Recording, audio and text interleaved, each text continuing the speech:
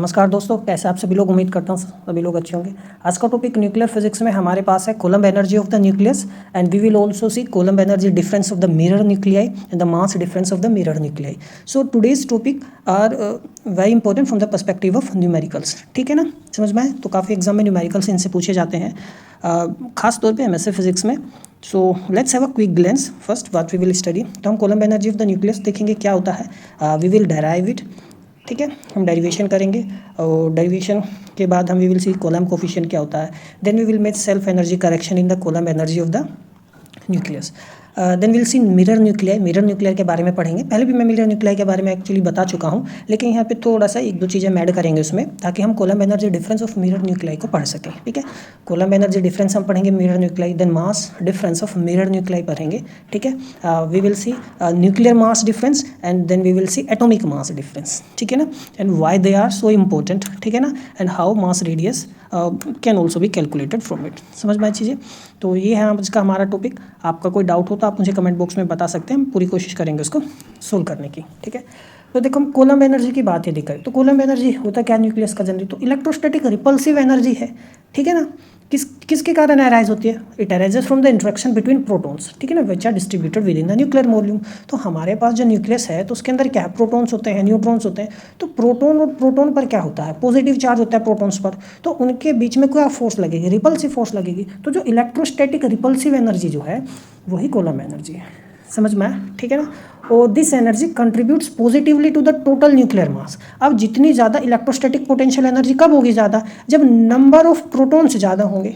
समझ में आया भाई, जितने ज़्यादा प्रोटॉन्स होंगे उतना ही ज़्यादा तो रिपल्सन होगा। तो प्रोटॉन्स ज़्यादा होंगे तो इसका मतलब मास भी तो बड़ा ज़्यादा होगा यदि हम दो न्यूक्लियाई के बीच में कंपैरिजन करेंगे। ठीक है, तो न्यूक्लियर मास में पॉजिटिवली कंट्रीब्यूट करता है, लेकिन बाइंडिंग एनर्जी को क्या करता है, रिड्यूस करता है। क्यों? क्योंकि बाइंडिंग एनर्जी क्या करता है, बाइंडिंग एनर्जी तो न्यूक्लियंस को बाइंड करने का काम करता है।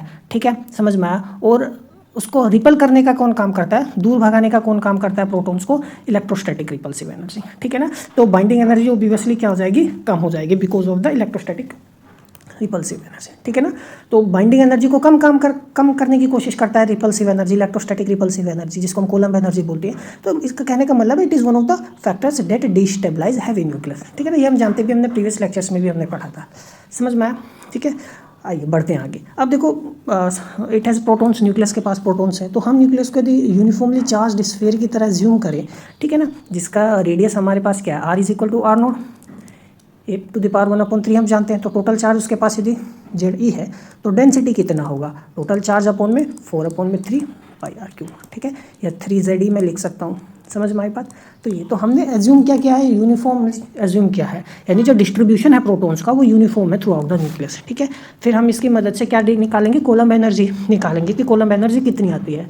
लेकिन यदि आप ध्यान से देखो प्रोटॉन्स तो डिस्क्रीट होते हैं, तो then we will made a small correction in it and finally calculate the Coulomb energy of the nucleus.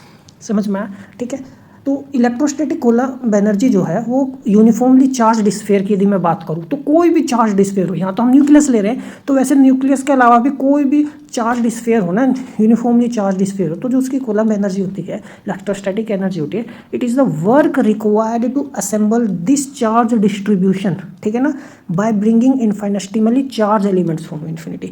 Infinity से इस पॉइंट पर, यहाँ पर हम जो चार्ज एलिमेंट लेकर आएंगे ना, ठीक है ना, तो उसमें जितना भी वर्क लगेगा, जितना भी वर्क डन होगा, वही क्या होती है, हमारे पास इलेक्ट्रोस्टैटिक एनर्जी होती है। समझ में आए? तो बेसिक चीज़ें आपने 11th-12th में पढ़ी होगी, हम जानते हैं। ठीक है ना, हम ज़्यादा डिटेल में अब इसमें नहीं जाएंगे।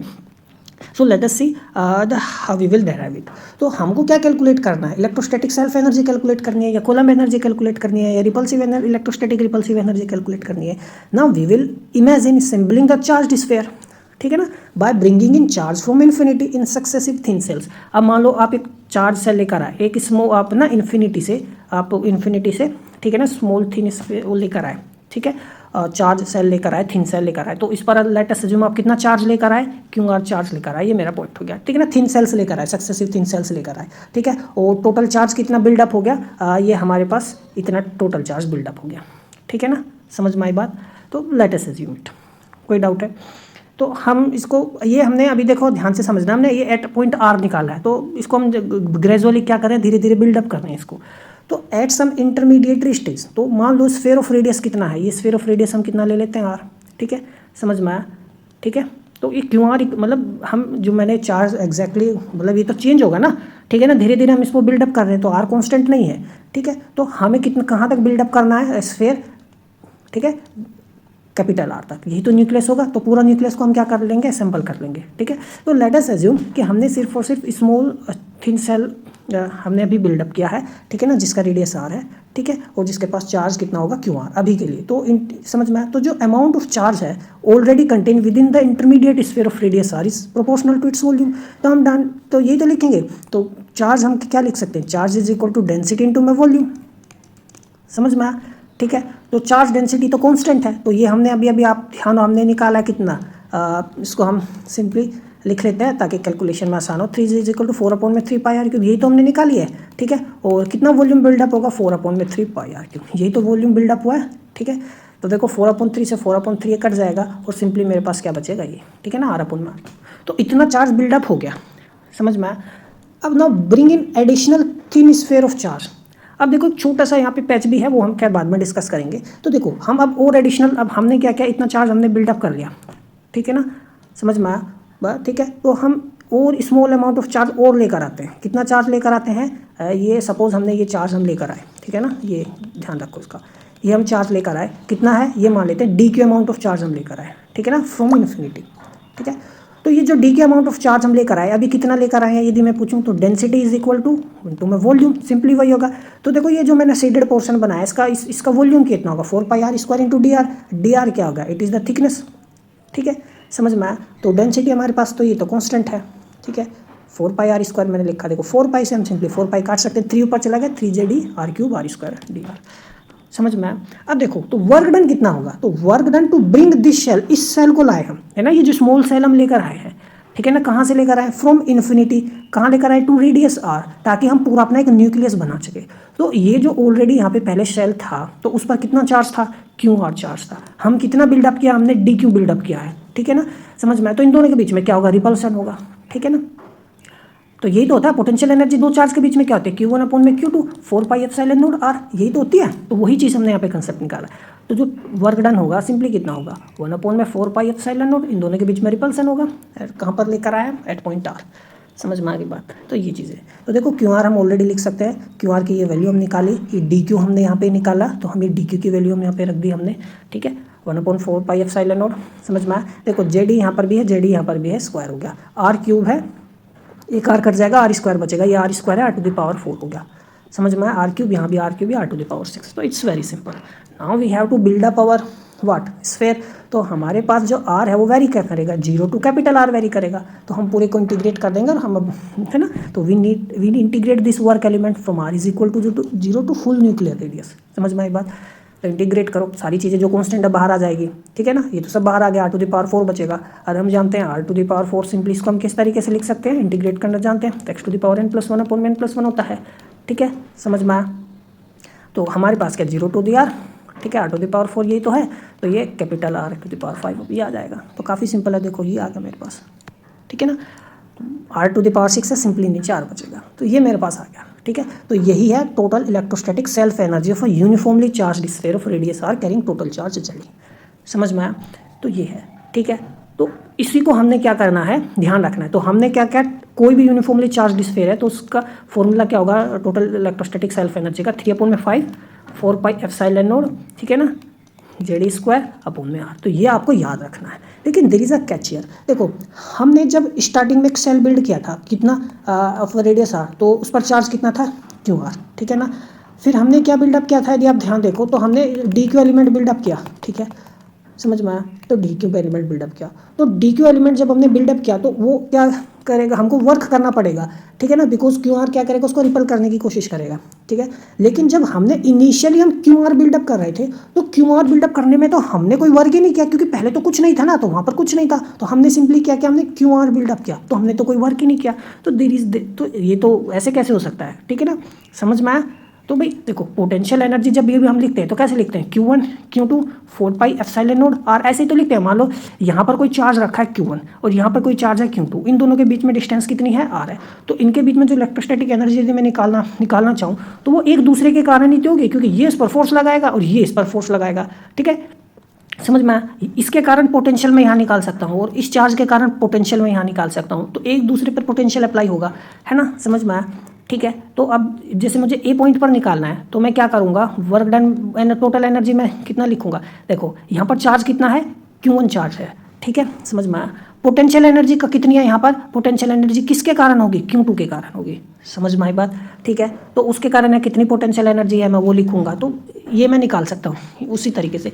लेकिन जब QR था ना, तो QR को तो हम किसी के अगेंस्ट लेकर ही नहीं आए, अब कोई सिंगल चार्ज है, अब मेरे को कोई पूछे इसकी इलेक्ट्रोस्टैटिक एनर्जी निकालो, तो ये तो मैं कहाँ कैसे निकालूँ इसकी स्टैटिक एनर्जी, कुछ होना तो चाहिए, समझ में आए? तो there is a small correction here, that's why we made, ठीक है ना? वो क्या है वो हम जानेंगे।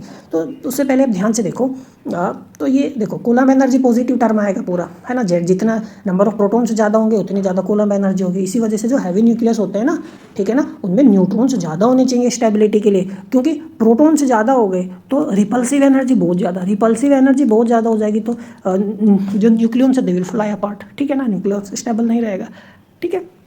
तो जो न्यूट्रॉन्स होते हैं वो डाइल्यूट करते हैं कूलम्ब रिपल्शन को विदाउट एडिंग टू इट, ठीक है? समझ में आई चीज़ें? तो ध्यान से समझो। तो हमारे पास फॉर्मूला ये है, ठीक है? तो हम आर की वैल्यू भी चाहे तो रख सकते हैं यहाँ पे, इसको और सिंप्लीफाई हमने कर दिया। AC is equal to 3π/1/4 epsilon naught Z² R की वैल्यू R नोड A 1/3, ठीक है? ये अब A अपॉन 1/3 हम ऊपर लेकर चले गए, समझ में आया? तो ये आ गया। तो हमने कूलम्ब कोफिशिएंट को क्या क्या डिफाइन किया, तो ये हमारे पास देखो कूलम्ब कोफिशिएंट आ गया, AC इज इक्वल टू, और बाकी टर्म एज इट इज रखा, ठीक है? तो इसको हमने क्या किया, ये कूलम्ब ये आ गया AC, ठीक है ना, और Z² अपॉन में A की पावर 1/3। तो ये कूलम्ब कोफिशिएंट की वैल्यू कितनी है, ये एग्जाम में पूछता है, 3/5 E², ठीक है ना, 4π एप्सिलॉन नोड R नोड। तो इसकी वैल्यू कितनी आती है, लगभग 0.717 मेगा इलेक्ट्रॉन वोल्ट आती है। तो काफ़ी बार हमारा जो फॉर्मूला लिखा रहता है ना, वो ऐसे भी लिखा रहता है 0.72, ठीक है ना, Z² अपॉन में A to the power 1/3 mega electron volt, ऐसे भी लिखा रहता है इसी की वैल्यू, ठीक है? समझ में? R नोड हमने कितना लिया, 1.2 फेम्टोमीटर, और E² 4π epsilon node standard constant है, इसकी वैल्यू होती है 1.44 मेगा इलेक्ट्रॉन वोल्ट। तो हम यदि आप, ठीक है ना, तो इसको आप वैल्यू रखोगे तो हमारे पास यही आती है, तो ध्यान रखना, ठीक है ना, इसकी वैल्यू भी ध्यान रखना। अब देखो सेल्फ एनर्जी करेक्शन की जो मैं बात कर रहा था, देखो अब एबव एक्सप्रेशन क्या ट्रीट करता है, चार्ज डिस्ट्रीब्यूशन को कंटिन्यूस क्लासिकल फ्लूइड की तरह ट्रीट करता है, कंटिन्यूस प्रोटॉन डिस्ट्रीब्यूशन है, ठीक है? लेकिन रियलिटी में न्यूक्लियस में जेड डिस्क्रीट प्रोटॉन्स होते हैं। तो जो क्लासिकल कंटिन्यूस मॉडल है, each proton interacts with it self, समझ में आया? सेल्फ एनर्जी क्रिएट करता है, जो कि क्या है, अनफिजिकल है, समझ में आया? अब देखो, अब जैसे मेरे पास कोई सिंगल प्रोटॉन हो गया Q1, समझ में आया, या Z1, तो आपको क्या निकालना है सॉरी, तो अब इस सिंगल के कारण कैसे निकालेंगे भाई, कोई दूसरा चार्ज भी तो होना चाहिए Z2, तभी तो हम इन दोनों के बीच में पोटेंशियल एनर्जी निकाल सकते हैं, समझ में आया? रिपल्सिव एनर्जी निकाल सकते हैं। तो सिंगल के कारण तो नहीं निकाल सकते, तो ऊपर वाला फॉर्मूला वही सिंगल सेल्फ एनर्जी कंटेन करता है जिसको हमें सब्ट्रैक्ट करना होता है, समझ में आया? तो जो करेक्ट इंटरेक्शन एनर्जी है should only include interaction between different protons. Single के कारण अभी एक इसका क्या पोटेंशियल एनर्जी मैं निकालूँ, पोटेंशियल निकाल सकता हूँ इसका किसी पॉइंट पर, पोटेंशियल एनर्जी सिंगल के कारण नहीं निकलेगा, ठीक है? समझ में आया? तो इसके लिए हम क्या करते हैं, करेक्शन करते हैं। तो Z² को किससे रिप्लेस करते हैं, Z-K1, ठीक है? अब आप कहोगे ये टर्म आई कैसे, तो लेट अस सी, ध्यान से समझते हैं। तो हम क्या करते हैं कि एग्जाम्पल ले लेते हैं। तो आपके पास सपोज 3 चार्जेस हैं, ठीक है, समझ में आया? तो एक तो आपके पास Q1 हो गया, एक QV होगा। अब देखो तीनों है, तीनों पे समझ में आया, 3 ले लिए मैंने, ठीक है? अब ध्यान से समझना। तो अब देखो तीनों इक्वल मैंने इसलिए लेकिन प्रोटॉन पे सभी पे चार्ज सेम होता है। देखो अब मैं इस A-B-C नाम दे देता हूँ, तो सिर्फ A पर ध्यान दो, ठीक है ना? तो A के कारण मैं A पर कौन कौन फोर्स लगाएगा, ये B भी लगाएगा, C भी लगाएगा। तो इसके कारण यदि मैं पोटेंशियल एनर्जी निकालूँ तो देखो पोटेंशियल एनर्जी क्या होता है, Q1 Q2 4π epsilon node R। तो देखो अभी मैं सिर्फ Q1 Q2 को लूँगा, ये जो टर्म है इसको भूल जाओ फिलहाल के लिए, ठीक है ना?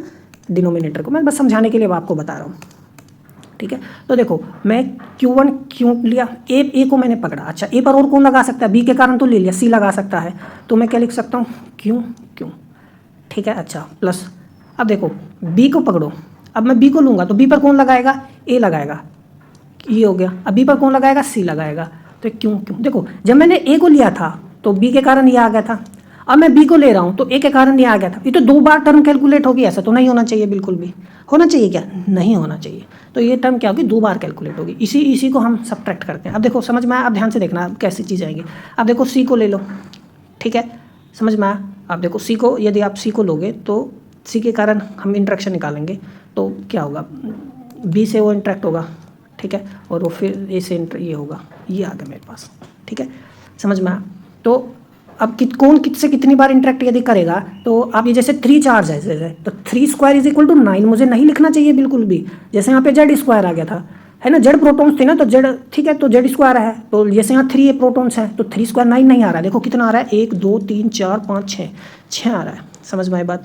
तो 6 आ कैसे रहा है, देखो 3 हम इसको लिख सकते हैं, है ना, और ये 3 माइनस के 1 यानी 3 इंटू में 2 इज इक्वल टू 6 ऐसे आ रहा है, समझ में आया। तो इसी तरीके से क्या, तो देखो 3 प्रोटॉन हमने लिए ना, तो 3 स्क्वायर तो नहीं आया ना, 9 तो नहीं आया जैसे यहाँ पे जेड स्क्वायर आना चाहिए था, आया नहीं आया, कितना आ रहा है 6 आ रहा है, यानी 3 इंटू में 3 माइनस के 1 वाली टर्म आ रही है, तो इसलिए इसको जेड को जेड माइनस 1 हमने लिखा। मैंने एक छोटे से एग्जाम्पल से आपको ये चीज़ समझाई है, ठीक है भाई। जेड प्रोटॉन्स होते हैं न्यूक्लियस में, तो जेड स्क्वायर टर्म आई है जैसे, तो मैंने 3 प्रोटॉन लेके देखे तो 3 स्क्वायर आना चाहिए था, लेकिन 3 स्क्वायर तो नहीं आया, तो रियलिटी में ये आया, तो वही मैंने सेल्फ एनर्जी किट वाली टर्म्स को हटा दिया है, ठीक है। तो इसलिए जेड स्क्वायर की जगह जेड जेड माइनस 1 लिखा है, समझ में आया। तो फॉर्मूला यही तो है हमारे पास, ठीक है, यही है। आप इसको जेड स्क्वायर को जेड जेड माइनस 1 लिखो, वो सारी चीज़ें सेम है, समझ में आ गया। तो ये है, तो फॉर लार्ज जेड, बहुत ज़्यादा, जब लार्ज जेड के में तो हम अप्रोक्सीमेटली लिख भी सकते हैं, क्योंकि 1 ज़्यादा मैटर नहीं करेगा, ठीक है। सो डिफरेंस काफ़ी स्मॉल होता है, so this correction becomes important, खासतौर पे लाइट न्यूक्लियाई में, और मिरर न्यूक्लियाई में काफ़ी इंपॉर्टेंट हो जाता है ये डिफरेंस, ठीक है। सो लेट अस सी मिरर न्यूक्लियाई, समझ में आया। तो ये काफ़ी इंपॉर्टेंट है, फॉर्मूला ध्यान रखना। तो जेड स्क्वायर को हमने किससे रिप्लेस किया है, जेड जेड माइनस 1 से। अब देखो मिरर न्यूक्लियाई, हालांकि मैं पहले ऑलरेडी मिरर न्यूक्लियाई के बारे में बता चुका हूँ, बट थोड़ा सा हम इसको अभी रिवाइज कर लेते हैं, मैं फिर से बता देता हूँ, ठीक है ना, और 1-2 चीज़ें नई ऐड कर की है, ताकि हम जब कोलम्ब एनर्जी डिफरेंस पढ़ेंगे तो उसमें आसानी हो। तो मिरर न्यूक्लियाई आइसोबार्सी होते हैं, सेम मास नंबर, तो एक का प्रोटॉन दूसरों के न्यूक्लियस जो होता है ना, उसके न्यूट्रॉन के बराबर होता है, और एक का न्यूट्रॉन उसके प्रोटॉन के बराबर होता है। तो आप जैसे ये है, तो इसमें प्रोटॉन्स कितने, Z1, इसमें न्यूट्रॉन कितने, N2, तो इसके प्रोटॉन इसके न्यूट्रॉन के इक्वल, और इसके न्यूट्रॉन इसके प्रोटॉन के इक्वल, समझ में आया, ये आ गया, ठीक है, कोई डाउट है। और ए जो होगा, ए हमारे पास देखो हम कैसे लिखेंगे, Z1 प्लस के Z2। अब ये Z1 प्लस Z2 को कैसे लिखा गया, देखो ए क्या होगा जनरली, इसी को पकड़ लो पहले वाले को, तो ए हम जानते हैं फर्स्ट, तो मास तो सेम है, मास नंबर तो दोनों का सेम ही होगा, तो पहले वाले न्यूक्लियाई को देखो, तो पहले वाले के लिए भाई Z1 प्रोटॉन है, उसमें N1 न्यूट्रॉन है, दोनों को जोड़ देंगे तो मास नंबर आ जाएगा, ठीक है। लेकिन हम जानते हैं भाई नंबर ऑफ न्यूट्रॉन्स पहले वाले के दूसरे वाले के प्रोटॉन्स के इक्वल होते हैं, इसलिए मैंने ऐसा लिखा है, ठीक है। तो ये चीज़ें ध्यान रखना। तो जहाँ मैं एडजेसेंट मिरर न्यूक्लियाई की बात करता हूँ, तो एडजेसेंट, ये वर्ड ध्यान रखना, एडजेसेंट मिरर न्यूक्लियाई, ठीक है ना। तो जो एडजेसेंट मिरर न्यूक्लियाई होते हैं, इनमें ना ओड मास नंबर होता है, क्या होता है, ओड मास नंबर, ठीक है। तो यदि एक में मान लो मेरे पास एक ये है x, और ये मेरे पास एक ये है, और यहाँ पर नंबर ऑफ प्रोटॉन्स हैं और ये नंबर ऑफ न्यूट्रॉन्स, समझ में आया। तो ध्यान से देखो, तो यदि एक में नंबर ऑफ प्रोटॉन्स Z हैं, तो इसमें नंबर ऑफ प्रोटॉन्स कितने हैं, होंगे Z प्लस के 1, इसलिए एडजेसेंट कहा गया है। इसमें नंबर ऑफ प्रोटॉन्स यदि हमारे पास कितने हैं, n है, तो इसमें कितने होंगे, n माइनस के 1 होते हैं, एक कम होता है, समझ में आया। या आप ऐसे समझो, इसमें न्यूट्रॉन्स कितने होंगे, इतने ही तो होंगे, Z प्लस 1, और ये कितना होगा, Z होगा, समझ में आया, ठीक है भाई। x वाले में, ठीक है, अब जैसे हम इसको आप हो सकते हैं थोड़ा सा आपको कंफ्यूजन हो, let us see with an example. Adjacent में डिफरेंस 1 का ही होता है। अभी आप देखो ध्यान से, तो इसमें Z1 कितना है, 1, Z2 कितना हो गया, 2, तो एक ज़्यादा है, समझ में आया, ठीक है। ये न्यूट्रॉन 2 है, तो न्यूट्रॉन 1 कम हो गया, तो डिफरेंस सिर्फ 1 का है, तो डिफरेंस 1 का आएगा प्रोटॉन न्यूट्रॉन में, ध्यान रखना, ठीक है ना। आप देख सकते हो इसमें प्रोटॉन्स कितने, 6 हैं, तो इसमें कितने हो गए, 7 हो गए। तो इसमें न्यूट्रॉन यदि 7 हो गए तो फिर इसमें हमारे पास 6 होंगे, समझ में आ गई। कार्बन का केस देख सकते हो, इसमें 2 है, ठीक है ना। देखो ओड नहीं है ये, ठीक है ना, ये एडजेसेंट मिरर न्यूक्लियाई का एग्जांपल नहीं हुआ है, तो सिंपल मिरर न्यूक्लियाई के मैंने एग्जांपल दिए। तो ये एडजेसेंट मिरर न्यूक्लियाई, ये भी एडजेसेंट मिरर न्यूक्लियाई, ये भी एडजेसेंट मिरर न्यूक्लियाई। देखो नंबर ऑफ प्रोटॉन्स 8 है, तो इसमें कितने हो गए, 9 मिरर न्यूक्लियाई, इसमें 9 है तो इसमें 8 हो गए। तो कहने का मतलब है, यदि एक में नंबर ऑफ प्रोटॉन्स Z हैं, तो दूसरे वाले में चाहे तो Z प्लस 1 ले लो या Z माइनस के 1 ले लो, बात एक ही है, समझ में भाई। अब जैसे इसमें क्या, एक आप एक घटा लो चाहे एक बढ़ा लो, है ना भाई। ये वाला लोगे तो ये ज़्यादा मास नंबर वाला हो गया, वो सॉरी प्रोटोन नंबर इसका ज़्यादा, वो प्रोटोन नंबर ये स्मॉल है, ये लार्जर है, ठीक है। यदि एक को Z-1 लोगे तो इसमें एक बढ़ा दो, एक वो Z लेना पड़ेगा। तो सिंपल मैथमेटिक्स है, ऐसे भी कर सकते हैं, ठीक है। तो ये एडजेसेंट का कंसेप्ट बहुत ज़्यादा इंपॉर्टेंट है, क्योंकि बुक्स में जनरली इसी को डिस्क्राइब करते हैं, ठीक है। तो आप जनरल भी मैं आपको बताऊंगा, तो उससे कंफ्यूज नहीं होना है। तो because of the strong nuclear force, ठीक है ना, जो कि चार्ज इंडिपेंडेंट होती है। मैंने प्रीवियस लेक्चर में भी आपको बताया था न्यूक्लियर फोर्स क्या होती है, चार्ज इंडिपेंडेंट होती है, आइसोस्पिन सिमेट्रिक होता है। तो चार्ज इंडिपेंडेंस है, चार्ज पर निर्भर नहीं करता। तो जो स्ट्रॉन्ग मतलब जो बाइंडिंग एनर्जी है स्ट्रॉन्ग न्यूक्लियर फोर्स के कारण, वो दोनों न्यूक्लियाई के लिए, दोनों मिरर न्यूक्लियाई के लिए आइडेंटिकल होगी कि नहीं होगी, समझ में आया। क्योंकि दोनों में नंबर ऑफ प्रोटॉन्स, न्यूक्लियॉन्स क्या है, सेम ही तो है, न्यूक्लियॉन्स सेम है, वो चार्ज पर निर्भर नहीं कर रही बिल्कुल भी, ठीक है, समझ में आया। जैसे इसमें 8 है प्रोटॉन, इसमें 9 प्रोटॉन है, इसमें न्यूट्रॉन 9 है, इसमें 8 है। तो चार्ज पर तो आपको अगर इस पर ज़्यादा चार्ज होगा, बेशक हो, चार्ज पर निर्भर नहीं करता न्यूक्लियर फोर्स, दोनों में न्यूक्लियॉन्स सेम है। तो मिरर न्यूक्लियाई में जो स्ट्रॉन्ग न्यूक्लियर फोर्स है, उसके कारण जो स्ट्रॉन्ग पार्ट होगा बाइंडिंग एनर्जी का, वो इक्वल होगा, समझ में आया, ठीक है। तो जो मेन डिफरेंस है ना टोटल बाइंडिंग एनर्जी में या मास में, वो कोलम्ब के कारण आता है, ठीक है। अब देखो इसको आप ऐसे समझो, ठीक है। भाई देखो कुछ न्यूक्लियस तो न्यूक्लियस को बाइंड करने का काम कर रहे हैं, ठीक है, समझ में आया। वो कौन है, स्ट्रॉन्ग न्यूक्लियर फोर्स है, तो उसके कारण बाइंडिंग एनर्जी बी स्ट्रॉन्ग मैंने लिख ली। लेकिन रिपल्सन ईसी लिखा मैंने, क्योंकि इलेक्ट्रोस्टैटिक रिपल्सन के कारण वीक होता है, वो बाहर की तरफ लग रहा है। तो मेरे पास टोटल बाइंडिंग एनर्जी को मैं क्या लिखूंगा, टोटल बाइंडिंग एनर्जी को ऐसे तो लिखूंगा बी स्ट्रॉन्ग माइनस के ई सी, समझ में आया। ये सेम होती है सभी में, ठीक है। तो टोटल बाइंडिंग एनर्जी ऐसे आएगी, तो ये ध्यान रखना। तो जो मेन डिफरेंस है ना बाइंडिंग एनर्जी में, टोटल बाइंडिंग एनर्जी में या मास में, मास हम कह सकते हैं, है ना, जो मास में डिफरेंस जो है, ठीक है ना, जो मास में डिफरेंस है मिरर न्यूक्लियाई के, वो कोलम्ब एनर्जी की वजह से ही आता है, समझ में आया। किसकी वजह से आता है, कोलम्ब एनर्जी की वजह से ही आता है, क्योंकि ये टर्म तो कांस्टेंट होगी ना दोनों के लिए। अब लेट अस सी, तो देखो जो कोलम्ब एनर्जी है एक न्यूक्लियस के लिए जिस जेड है, तो एक मिरर न्यूक्लियाई ले लिया हमने, ठीक है। तो उसमें नंबर ऑफ प्रोटॉन जेड लिए, और ठीक है, समझ में आया। तो हम इसको पहले मैं आपको एनर्जी बताता हूँ, जैसे हम कैसे लिखते हैं 3/5 1/4 pi epsilon not Z square को मैंने Z-1 से हम लिखते हैं, ये R ये स्क्वायर, यही तो फॉर्मूला है, ठीक है। इसका मिरर पार्टनर में क्या होगा, उसके मिरर पार्टनर के लिए सिंपली 3/5 1/4 पाई एप्सिलॉन नॉट, उसके लिए मान लो Z है, Z-1 E स्क्वायर और ये R, ठीक है। डिफरेंस निकालना है तो बहुत ज़्यादा डिफरेंस है, ये दोनों टर्म तो कॉमन है, समझ में आया। तो यहाँ पर जो Z' है वो ग्रेटर देन है Z, ठीक है ना, मतलब ये वाला मिरर न्यूक्लियाई जो है इसका मास नंबर ज़्यादा है, ठीक है। तो सिंपली मैंने लिख सकता, तो ये तो एक तरीके से जनरल फॉर्मूला आ गया, जनरल फॉर्म, ठीक है, समझ में आया। आप इसको फर्दर, मैं आपको चाहता हूँ इसको आप फर्दर सोल्व करो, और तो ये फर्दर कैसे सोल्व होगी, तो इसमें आप देखोगे ये ऐसे टर्म निकल के आएगी। तो यहाँ पे a-2z और ये a-1 ये टर्म निकल के आएगी, ठीक है, समझ में आया। Z' आप निकाल सकते हो, बहुत सिंपल है, ठीक है ना। तो Z' को आप जनरली लिखना कैसे चाहोगे, है ना। तो ए क्या होता है हमारे पास, ए क्या होता है, Z प्लस के Z' दोनों का मास, वो एटॉमिक नंबर जोड़ दो तो ए आ जाएगा। तो Z' को मैं क्या लिख सकता हूँ, a-Z। तो आप यहाँ पे a-Z लिखो, तो ये सोल्व करोगे तो ये आ जाएगा, तो जनरल आ गया। लेकिन हम एडजेसेंट मिरर न्यूक्लियाई के लिए करेंगे, तो ये आप करना है छोटा सा बेसिक सा वो है। तो ये आपके ये जनरल फॉर्मूला हमारे पास डिफरेंस इन कोलम्ब एनर्जी आ जाएगा, है ना। तो हम एडजेसेंट मिरर न्यूक्लियाई के लिए मैं बताता हूँ आपको, ठीक है, कैसे करते हैं।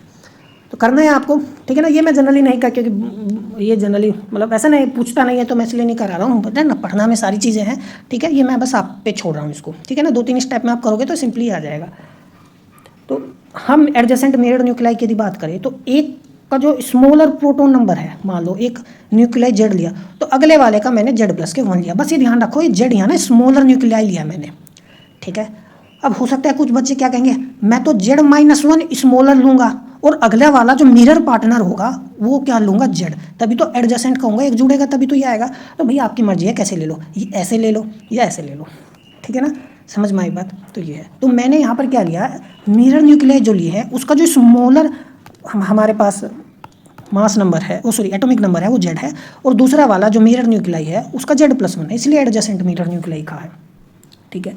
तो डिफरेंस निकालो, Z' की जगह मैं क्या ले लूँगा, Z+1, है ना, ये ज़्यादा मास नंबर वाला है, और ये Z डिफरेंस देखो, Z' की जगह Z+1 पुट किया, यहाँ Z+1 पुट करोगे Z आ जाएगा सिंपली, ठीक है ना। Z' को Z+1 पुट करना है, ये टर्म मेरे पास है, इसको सिंप्लीफाई करोगे, देखो बहुत सिंपल है, देखो Z² + Z minus Z square plus Z, Z square से जेड स्क्वायर कट गया तो 2z बचा। ठीक है, तो इसको हमने सोल्व किया टर्म को, इसको टर्म को सोल्व करने पे हमारे पास क्या आ गया, 2z आ गया। कोई डाउट है? ठीक है ना, तो ये काफ़ी सिंपल है, इसको हम आसानी से कर सकते हैं। ठीक है ना, समझ में आ गई चीज़ें, ये है। तो ये एडजेसेंट मिरर न्यूक्लियाई के लिए मेरे पास क्या आ गया, एनर्जी डिफरेंस आ गया। समझ में आया? और आपको छोटी सी मैं चीज़ें यहाँ पे आप बताना चाहूँगा। ठीक है ना, यदि आप z-1 स्मॉलर लोगे और ज़्यादा वाला मिरर पार्टनर z लोगे तो ये फॉर्मूला क्या बनेगा, 3/5 e स्क्वायर 4 π ε0 r2। तो यहाँ पे z मैंने स्मॉलर लिया था, आपने z-1 को स्मॉलर लिया है, तो ये फॉर्मूला ये बन जाएगा। तो काफ़ी बुक्स में आप इसको ऐसे भी देखोगे तो फॉर्मूला सेम है। ठीक है ना, एनर्जी डिफरेंस का फॉर्मूला ये सेम आएगा। ठीक है ना, वो डिपेंड करता है आपने क्या कंसिडर किया है। तो छोटी छोटी चीज़ें आप ध्यान रखना। तो r की वैल्यू आप रख दो, r नोड a⁻1/3। ठीक है, कूलम्ब कोफिशिएंट हमारे पास 3/5 1/4 π ε0 e नोड अपॉन r ये होता है। ठीक है, तो ये मेरे पास एनर्जी डिफरेंस आ गया। ठीक है, तो AC 2z a⁻1/3। समझ में आया? जो सिंगल AC हमने ये क्या निकाला था, हमने हमारे पास ये आया था AC z-1 a⁻1/3, ये तो आया था। ठीक है ना, डिफरेंस क्या आया है, ये आया है। तो ये छोटी छोटी चीज़ें हैं जो आप ध्यान रख सकते हो। समझ में आ गई चीज़ें? ठीक है, तो ये थोड़ा सा हम आगे बढ़ते हैं। ये ना याद रखना, फॉर्मूला बहुत ज़्यादा आसान है, मैं काफ़ी चीज़ आपको बता रहा हूँ, आपको आसानी से याद रहेंगी। अब देखो, अब एडजेसेंट मिरर न्यूक्लियाई की मैं बात करूँ तो ए हमारे पास क्या होता है, z प्लस के z डैश मैंने बताया, और ये z ये क्या है, z+1 ही तो है। तो मेरे पास जो ए है वो क्या है, 2z+1 है।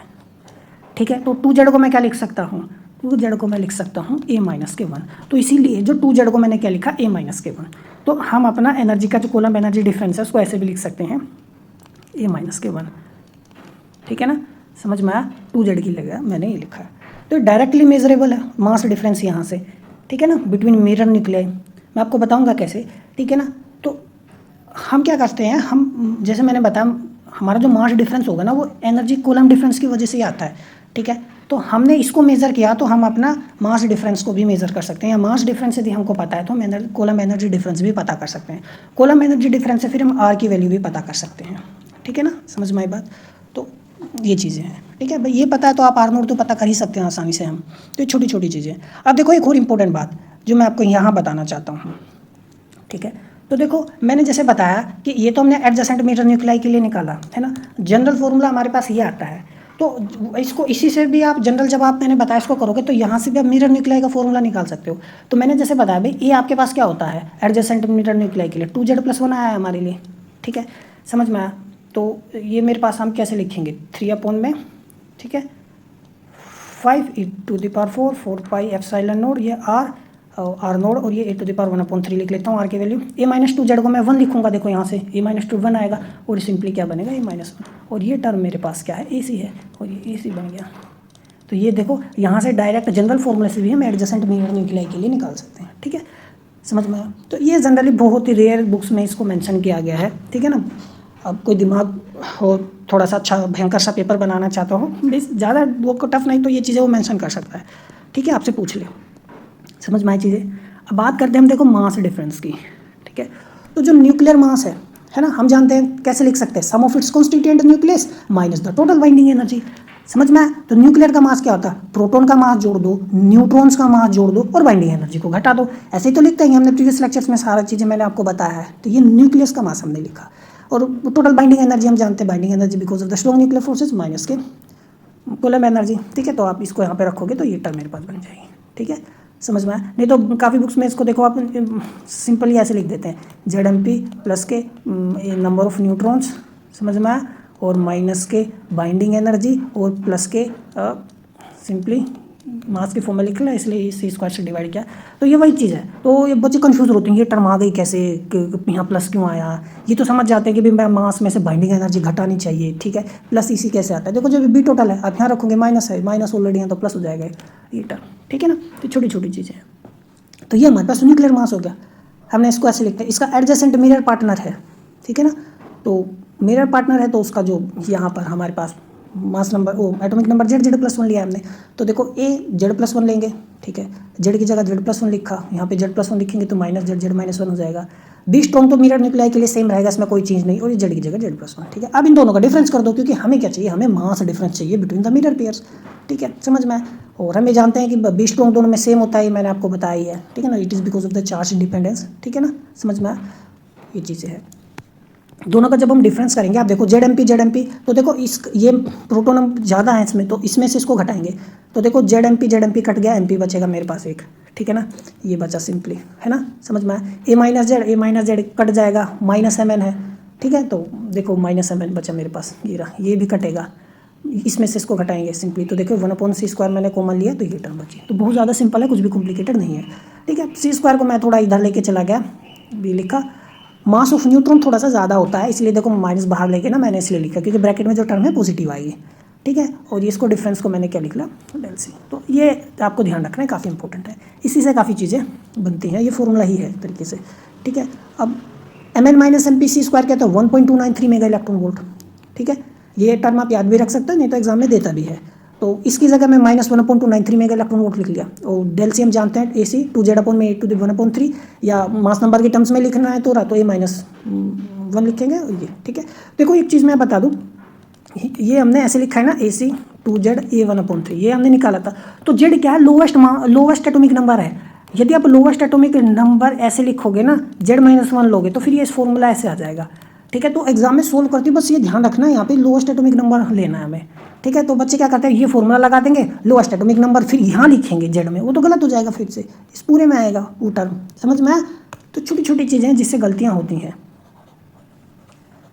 ठीक है। तो ये ऐसे हम इसको लिख सकते हैं। So this is the mass difference in terms of bare nucleus, nucleus की फॉर्म में है। तो यदि लेकिन हम जनरली जो प्रैक्टिकल मेजर करते हैं वो एटॉमिक मास के टर्म्स में मेजर करते हैं, ठीक है। तो मैंने पहले भी ये चीज़ के बारे में बताया। तो बुक न्यूमेरिकल जब आपको करने के लिए देगा तो वो रेयरली होता है, यदि आपने बिल्कुल अच्छे से चीज़ें देखी, उसने न्यूक्लियर मास दिया कि एटॉमिक मास दिया। तो एटॉमिक मास के टर्म्स में देखो ये हमारे पास क्या बनता है फॉर्मूला, यदि आप ध्यान से देखो, कुछ नहीं है, मास ऑफ प्रोटॉन की जगह मास ऑफ हाइड्रोजन आएगा c² और ये प्लस ΔC, ये फॉर्मूला बन जाएगा। P की जगह H आना है, ठीक है, समझ में आई चीज़ें। तो ये है, तो इसको हम 0.79 समथिंग लिखते हैं, ठीक है ना। तो ये भी मैं आपको कराऊंगा, लेकिन मैं बता रहा हूँ फॉर्मूला ध्यान रखना, बहुत ज़्यादा आसान है। H की जगह P की जगह H हो जाएगा, ठीक है। तो प्रैक्टिकली जो होता है एक्सपेरिमेंट्स में एटॉमिक मास को मेजर किया जाता है, ठीक है ना। बेयर मास या nuclear mass, bare nuclear mass कहने का मतलब सिर्फ न्यूक्लियर मास मेजर नहीं करते। तो जो एटॉमिक मास है ना, उसमें हमें क्या जोड़ना पड़ेगा, न्यूक्लियर मास में क्या जोड़ना पड़ेगा, हम इलेक्ट्रॉन का भी मास लेंगे, समझ में आया। एटॉमिक मास में क्या एटॉमिक मास भी लेना है, तो न्यूक्लियस के साथ हमें इलेक्ट्रॉन्स का मास भी लेना होगा। बस हम एक चीज़ का ध्यान रखते हैं, हम इलेक्ट्रॉन की जो बाइंडिंग एनर्जी है उसको नेग्लेक्ट कर देते हैं, क्योंकि वो किलो इलेक्ट्रॉन वोल्ट में होती है, और nuclear energy mega electron volt में होती है। ये मैं प्रीवियस लेक्चर्स में आपको बता चुका हूँ, जब मैंने, ठीक है, बाइंडिंग एनर्जी आपको पढ़ाया था, एटॉमिक मास डिफरेंस, ये सारी चीज़ें निकालनी मैंने बताई थी, ठीक है। हालांकि मैं फिर भी यहाँ पर भी मैंने चीज़ों को मेंशन कर दिया है। तो देखो जो एटॉमिक मास है उसको मुझे लिखना होगा, तो मैं न्यूक्लियस का मास लिखूंगा, उसमें इलेक्ट्रॉन्स का मास जोड़ दिया, मैंने बाइंडिंग एनर्जी जो थे ना इलेक्ट्रॉन्स की, वो यहाँ से हटा दी, क्योंकि वो काफ़ी इलेक्ट्रॉन वोल्ट में होती है, ठीक है ना, बहुत स्मॉल है in comparison to mega electron volt, तो उसको हम नेग्लेक्ट करते हैं। मिरर न्यूक्लियाई के लिए होगा Z+1, ठीक है। आप इन दोनों का डिफरेंस लो, तो देखो एटॉमिक मास का डिफरेंस, न्यूक्लियर मास का डिफरेंस, ZME कट गया, Me बचेगा मेरे पास सिंपली, ठीक है, समझ में आया। तो ये टर्म बची, ये आ गया मेरे पास, इन दोनों को सब्ट्रैक्ट करके जो सर्कल में लिखा है मैंने, समझ में आया। और न्यूक्लियर मास मैंने अभी ऊपर निकाला है, तो ये तो निकाला है, ठीक है, समझ में आया, ये मैंने लिखा है, समझ में आया। माइनस बाहर आ जाएगा यदि मैं न्यूट्रॉन का मास पहले लिखूंगा, और ये Me मेरे पास ये सिंपल टर्म है, ठीक है। अब कुछ नहीं करना, देखो सिंपली, अब ये मास ऑफ प्रोटॉन है और ये मास ऑफ इलेक्ट्रॉन है, ठीक है ना। देखो इन तीनों को एक साथ मैंने लिख लिया, माइनस बाहर ले लिया, Mn - MP M, समझ में आया, ठीक है। तो जो न्यूट्रल हाइड्रोजन एटम है वो mass of proton plus mass of electron, ऐसे ही तो लिखूंगा। बाइंडिंग एनर्जी इलेक्ट्रॉन्स की मैं नेगलेक्ट किया है, मैंने यहाँ पे भी ये चीज़ मेंशन की है, ठीक है, समझ में आया। तो मेरे पास जो MP और ये Me लिखा हुआ है, तो ये Mn - MH लिख सकता हूँ ना, माइनस कॉमन लेके दोनों टर्म ऐड हो जाएंगी, तो वही है Mn - MH। तो ये मेरे पास बनेगा क्या, तो ये मेरे पास सिंपली यहाँ से क्या बन माइनस Mn, ये माइनस के MH लिखूंगा, और ठीक है ना, c² और ये ΔC, ठीक है, समझ में आगे पीछे करके लिखा हुआ कुछ नहीं, तो ये बन गया, समझ में आया। तो Mn - MH 0.78 mega two electron volt होता है, इसकी वैल्यू आप लिख दो, ठीक है। एनर्जी की वैल्यू मैंने यहाँ पे लिख दी, कॉलम एनर्जी डिफरेंस, समझ में आ गई चीज़ें। तो ये हमेशा ΔC जो है, कॉलम एनर्जी डिफरेंस जो है वो तो हमेशा पॉजिटिव हो गई, ये टर्म भी हमेशा मेरे पास पॉजिटिव आएगी, है ना, समझ में आ गई बात। तो ये है, तो काफ़ी सिंपल चीज़ें हैं, फॉर्मूला भी बहुत ज़्यादा आसान है याद रखना, मैंने काफ़ी डिटेल में बताया, इस तरीके से डिटेल में बुक्स में नहीं दिया हुआ है। अब क्रेन को देखो, वहाँ पे भी चीज़ें थोड़ा सा मतलब स्टेप्स को स्किप किया गया है, ठीक है ना। अब मार्टिन देखो, मार्टिन की बुक देखो न्यूक्लियर फिजिक्स की, तो उसमें भी स्टेप्स को क्या किया गया है, मिस किया गया है। तो मैंने पूरी कोशिश किया स्टेप्स को एलोबरेट करने की, उसको समझाने की, ठीक है ना, समझ में आई चीज़ें। तो ये था हमारा आज का लेक्चर, ये काफ़ी इंपॉर्टेंट लेक्चर है। मिलते हैं अगले लेक्चर्स में, तब तक पढ़ते रहिए, नमस्कार।